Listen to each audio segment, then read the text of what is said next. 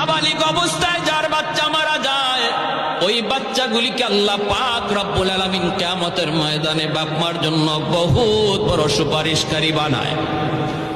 বাচ্চাগুলি আল্লাহর কাছে ডাক দেয়া কয়, মালিক, ও মালিক, তুমি আমারে দুনিয়াতে পাঠাইছো, পাঠানোর সময় আমার মা কত কষ্ট করছেন, জান বের হয়ে যায় অবস্থা।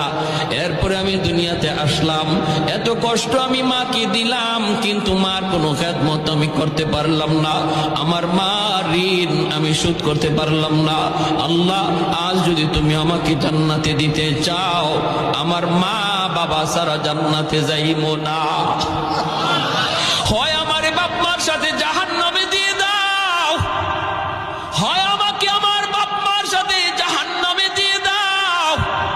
রব্বুল আলামিন তখন বলে, বান্দারে, আমি আল্লাহর আদত হচ্ছে জাহান্নামীকে জান্নাতে দেওয়া, কিন্তু